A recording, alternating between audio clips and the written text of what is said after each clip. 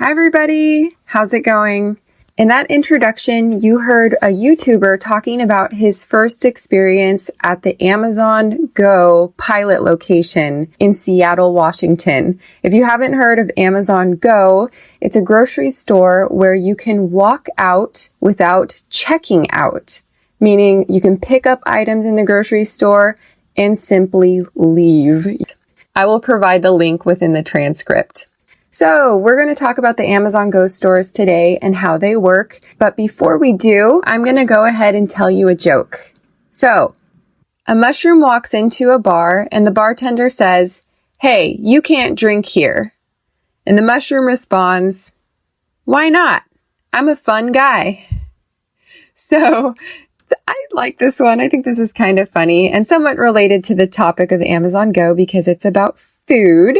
And as you probably heard, fungi is actually any group of spore-producing organisms feeding on organic matter, including molds, yeast, mushrooms, and toadstools. And he's a fun guy, right? So separate those two words, and he's probably a fun person to hang out with. So once again, a mushroom walks into a bar, and the bartender says, "Hey, you can't drink here." And the mushroom responds, "Why not? I'm a fun guy." All right, moving on. So today's expression is blow your mind or blow someone's mind. We're going to start by going through the definitions of each individual word, and then we'll talk about the expression itself. So, blow. Blow means to move a current of air, right? The wind blows. Birthday boys and birthday girls can blow candles out or blow out candles. There's some other meanings to blow. You can blow money, which means to spend money carelessly. You can blow an opportunity, right? A job interview, maybe. "Oh, I blew it." In other words, I ruined it. You did something very wrong. Your is a determiner and indicates a sense of belonging, right? So this is my son, John. Where's your daughter? Mind. Mind is the element of a person that enables them to be aware of the world and their experiences, to think and to feel. It's the faculty of consciousness and thought, right? Your intellect, your wit. So the definition of the expression to blow someone's mind or to blow your mind is to impress or overwhelm in a way that leaves someone in awe, right? It leaves someone speechless, astonished, amazed, fascinated, dumbfounded, in a state of shock, right? So I could say, for example, I've had a friend named Lucas for about 5 years and I didn't know he sang. And one day he sang and his voice honestly blew my mind. It was the best voice I'd ever heard, right? It surprised me so much. It felt like my brain was going to explode. It blew my mind. So it's a very dramatic way to say that you were very surprised. You can also describe an experience as mind-blowing, right? So if it is surprising or unexpected, watching him sing was mind-blowing. Now, the origin of the expression, it's not exactly clear. According to phrases.org.uk, the phrase might have been invented by Bob Dylan, as it's the first record of it. And it was in a song that was released in 1965 called Bob Dylan's 115th Dream. And it goes a little something like this, right? A payphone was ringing, and it just about blew my mind. When I picked it up and said hello, this foot came through the line. Okay, so some crazy lyrics there. So it blew his mind. It surprised him a lot when the foot came through the phone. So let's go through some examples of this expression to see how to use it in context. Example number 1. Imagine you are an aspiring performer for Broadway. You've always loved the idea of being on stage, singing, and dancing for large audiences. The thing is, you've never seen a Broadway show. You've just dreamt of it. For your birthday, your parents buy you tickets to go to New York and see a Broadway show, and you're ecstatic. You're pretty sure the show is going to blow your mind, and lucky you, it does. The show blows your mind, it amazes you, it astonishes you, surprises you in many positive ways. Okay, example number 2. Let's invent a boy. So this boy's name is Thomas, and Thomas has never traveled outside of the United States before. And when it's his 16th birthday, his parents decide to take him on a trip to Costa Rica. And while he's there, he sees sloths and alligators and monkeys hanging from trees, and it blows his mind. It's amazing. It's a very surprising experience. It shocks him. Example number 3, and this is a personal example. While living in New York City, I made a few friends who worked at startups. One day I went to visit one of them at work, and when I entered the space, I saw about 25 developers sitting next to each other at these giant desks. And over to the side, there was a bar totally stocked with alcohol. And right next to that, a ping pong table and a foosball table. When I looked over to the corner, I saw a little coffee shop with drinks and cakes and fruit. Really, the setup that they had in there blew my mind. It left me open-mouthed, surprised, very dumbfounded. All right, so let's do some listen and repeat exercises with this expression. And we'll start with, come on, blow my mind. And this is a very cheeky way to invite someone to impress you. So you're good at basketball? All right, come on, blow my mind, right? Come on and surprise me. So repeat after me. Come. Come on. Come on, blow. Come on, blow my. Come on, blow my mind. Come on, blow my mind. Come on, blow my mind. Come on, blow my mind. Come on, blow my mind.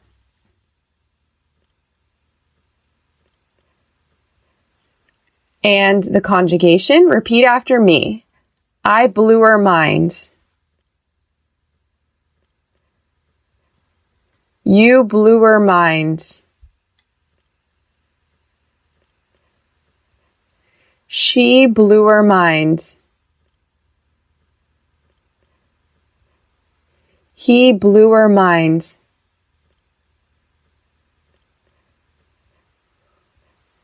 We blew her mind.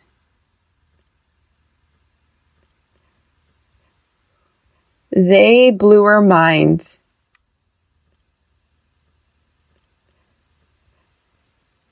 It blew her mind. As I mentioned in a prior episode, that H sound is often removed in spoken English when it is preceded by a consonant sound. So, it blew her. It blew her mind. I like him would turn to I like him. I like him. So if you don't follow tech news, this topic might be a bit surprising for you. And in fact, it might just blow your mind. Amazon has stores where you just walk out. They call it a just walk out shopping experience. There are no cashiers, no cash registers, no checkout experience whatsoever. Essentially, you go in and go up and down the aisles, just like in a regular grocery store. You fill up your bags with food, and they're automatically added to a virtual shopping cart. And when you're ready, you leave the store. After you leave the store, a receipt will show up on your Amazon Go app. So, what in the world is this?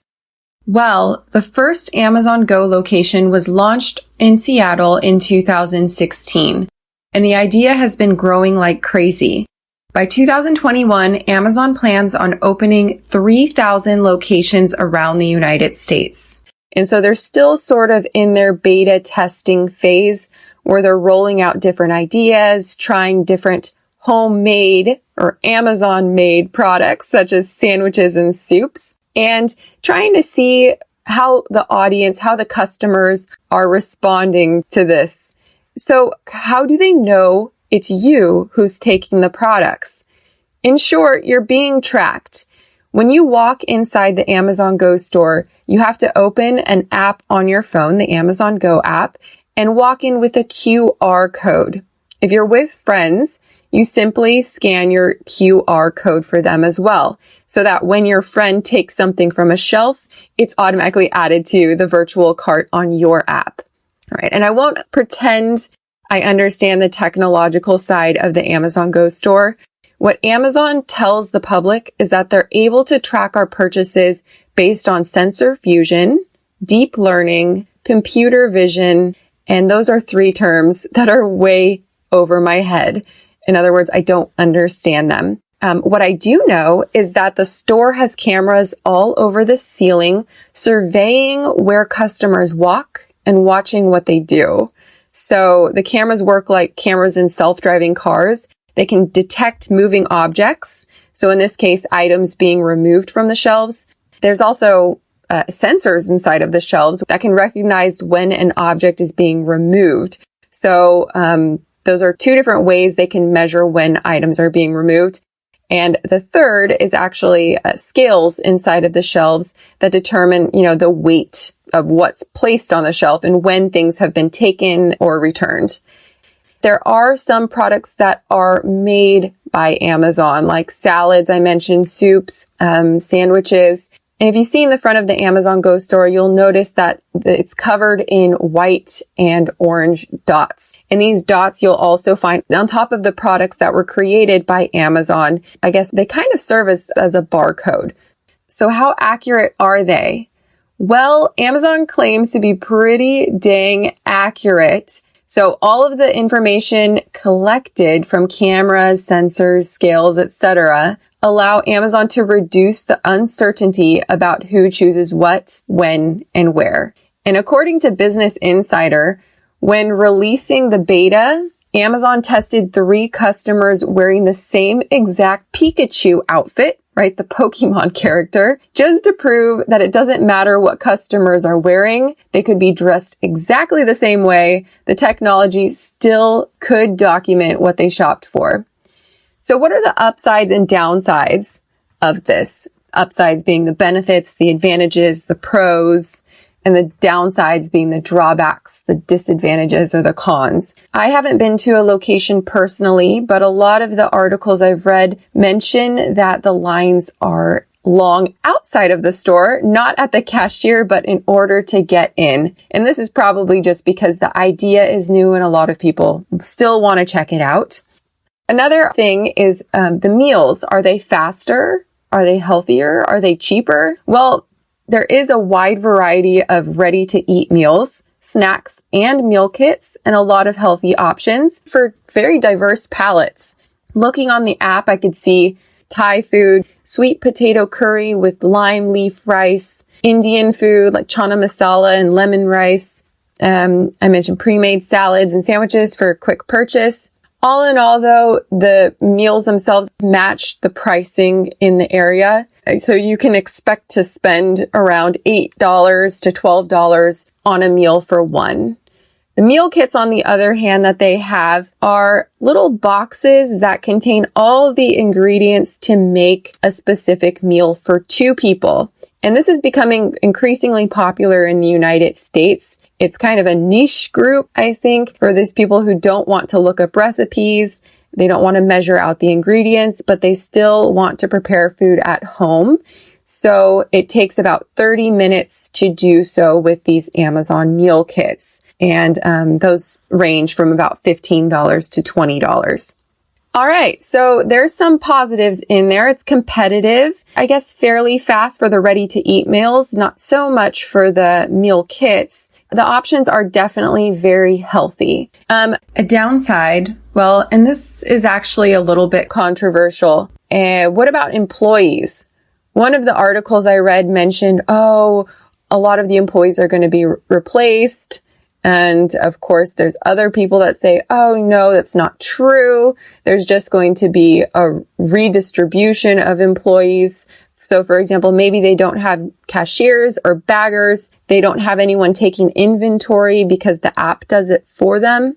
But they do have security in places. They have people stocking shelves. Also, they have chefs now making Amazon prepared food, and management of technology is being done by software developers.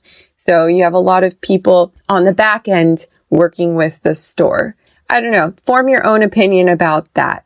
Where have we come and where are we going? So in 1915, the first successful modern supermarket opened in Memphis, Tennessee. It was called the Piggly Wiggly.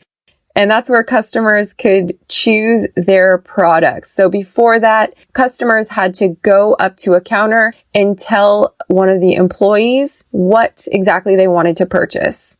In 1930s, giant supermarkets replaced mom and pop shops, right? And when I say mom and pop shops, I mean these little privately owned businesses. 1950s to 1970s, so barcodes were invented and universalized. From the 1990s to 2013, over 200,000 locations started using self-checkout. That's kind of interesting because some say that maybe Amazon Go was the natural next step after self-checkout. Either way, there's no slowing down Amazon. Amazon, as I mentioned before, plans to open as many as 3,000 cashierless Amazon Go convenience stores by the year 2021.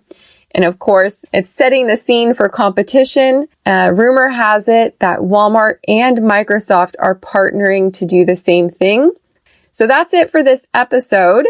I'd like you to really think about what are the upsides and the downsides to the Amazon Go store, and what do you think is coming next? Until next time, bye.